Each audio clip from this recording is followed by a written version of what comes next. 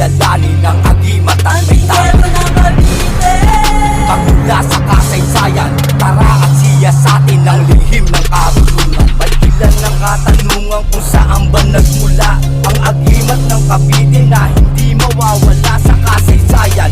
Iba't ibang may tangan, mga kilalang pangalan sa larangan ng andingan.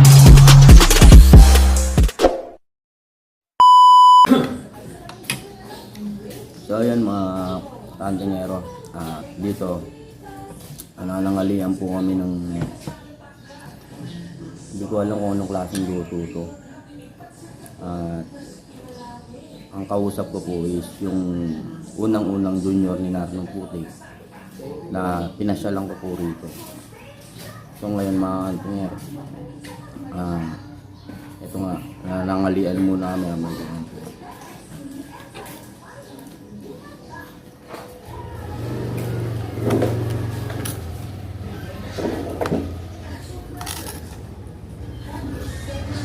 Ibig sabihin sir, doon sa Anabo may nag-aanting din, no?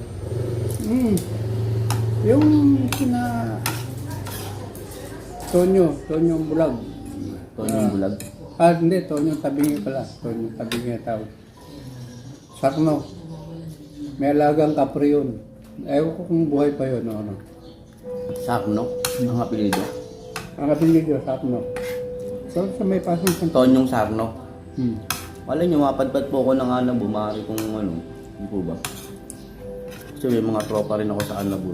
Paano nyo lang na makausap ko rin, no? Malay nyo, buhay pa. Ganun. Kasi mga ganyan kasi talagang ginagawa ko silang content eh. Yung pala yung mga nag-aanting dati sa mga Anabo. Kasi sabi nila dyan, marami rin mga gamot doon. Anabo.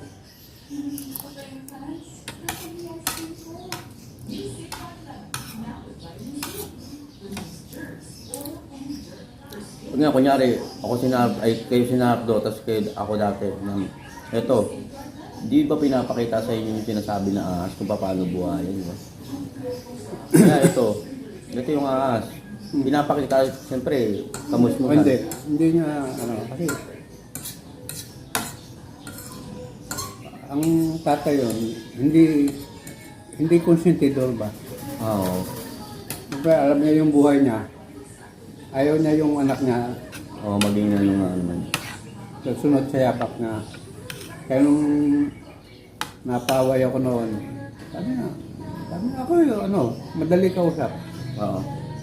Kung gusto mo baril, bigyan kita baril. Pero pag ginawa ko mo yan, huwag mong bibitawan. Ibig sabihin, Iputok mo mga panindigan mo na. ano nga naman. Okay. Niwakan mo eh. Di mag-wanted ka, di habang buhay ka ng wanted. Kasi nung bata pa nga, mga ligaw-ligaw nga, tropa-tropa. Nakursundahan yung tropa ko sa Bacau. Dito ako sa Bacau. Kami na dito, tropang Navarro. Tumawid sa Bacau. Hiniram yung motor ko, napunta ng Bacau. Nabugbog doon. Motor ko, binugbog yung sakay. Ibig sabihin kung ako sakay na bugbog din ako. Naya yung tropa. Binaligan. Umuwi ng Navarro, lahat kumuha ng baril bago tumawid sa ilog. Ilog lang naman ng order naman. Umaahon pa lang ng paso, namumutok na yung tropang Navarro. Nakakawalang agad yung mga no? Yun, nabalitaan ng tatay yun. Akala ako kasama. Kala kayo yung nagrabyado. Kala kasama akong lumusog doon sa Bacau. Kaya naman, gusto mo baril? Sige. Panindigan mo. Paano nyo nakita yun, sir? Yung ahas na yun? Yung pagbakasyon nga, sunod akong sunod pagka wala akong pasok.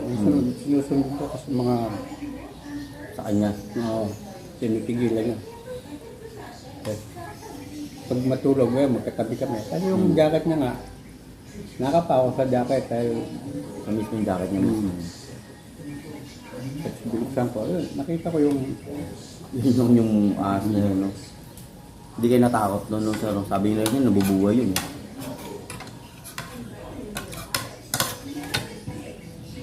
Wala naman takot bata eh. Tignan lang, no? Pagkita ko lang, yung mata niya, talong. Bato ba ito?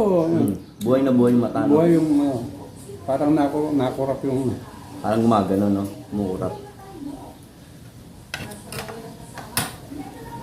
Hindi kayo pinagalitan ng magising. Bakit mo pinakialaman yan? hindi naman, siyempre, wala namang ginawang masama eh. Kaya nga, oh. Para nakita lang. Tapos yun, pag natutulog yun, hindi ka pwedeng dumaan sa ulunan niya. Tatay mo? Hinagod ko. Kahit tulog na tulog yun, may dadaan sa ulunan niya, biglang tatayo yun. Ay, ayaw niya na hakbangan, no? Hindi naman hakbang kung yan, nakahiga ka. Mm. Sa ulunan doon dadaan. Tatayo yun. Tatayo yun. Alam, magigising at magigising. Tatayo bigla. Bakit kaya, no? Kahit alam mong tulog na tulog. Bigla siyang tatayo.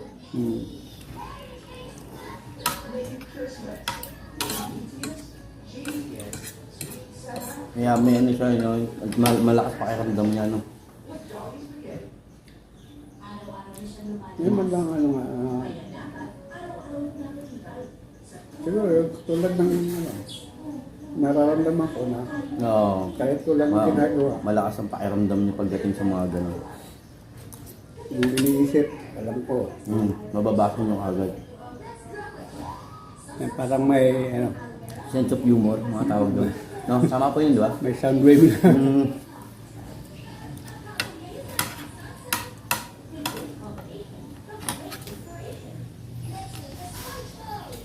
Kaya karamihan sa mga nakakilala sa inyo na nabigyan o nabiyayaan kayo ng tatay niyo, no? Minsan ganun kasi tumatakbo sa mga tao, eh, no? Tapos pag may nakausap ko, hindi kahit may galit na galit. Pag hinarap ko, wala na. Umuho pa. Oo. Umuho pa, yung gano'n. May ganun kayong ano, no? Kaya, Yung lulubag kagad yung damdamin, no? Ayos din, no? Siguro yun ang taglay, no? yun yung na hindi, Papansin wala yun. akong control.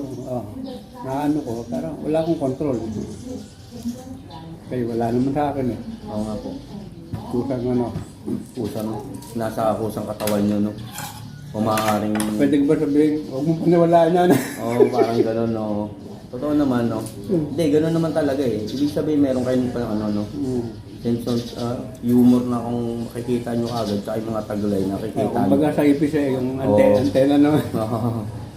Yung antena ng ipis. Madaling sumagat. Malakas ang pakiramdam.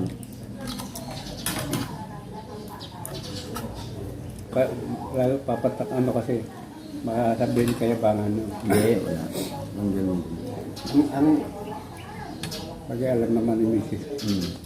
Ang subok sa akin, yung sa babae, O yung mga pangalina talaga, no? walang pantos yun. Dire-diretso. Kahit hindi ko mainisip, basta may nakasabay nga ako sa bus. Umpisa na sumakay sa Nasubo. Tapos Nasubo. nga lang bus, patanggang Batangas. Maynila. Pag maluwag naman yung bus, kasi terminal pa lang eh. Pag tingin yung gano'n, tingin na kami. Sa akin na tumabi. Yung gano'n, pagkuhan nga, na-magnet na, diretso, tabi sa akin. Yun, nagkwento ka ngayon. Pagdating sa Tagaytay, yung mga vendor, di ba? Mani-mani, yung lago mani. Pili naman eh. Kain. Ticket. Tapos Marinas ako. Kaya Baklaran. Mani-mani. Una, kuha siya mani. Kaya ko, kung ako mali, binuksan ko. Anong nilaga man eh? May binabalatan. Sinubo ko. Tinanggap. At pag gano'n ng Tagaytay, medyo mahilit na. Nalis na yung sweatshirt na. Kasi katabi na kami. Pagkatingin yung konduktor, lagpas na sa Dasmariñas, hindi pa ako nababa. Tapos tayo ng Baklaran.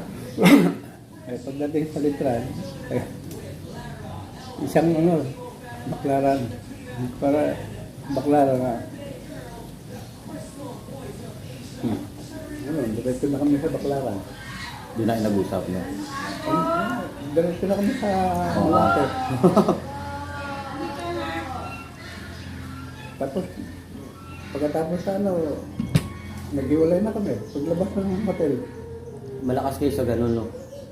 Eh, hindi kami nagtanungan, ano pangalan mo, Oo.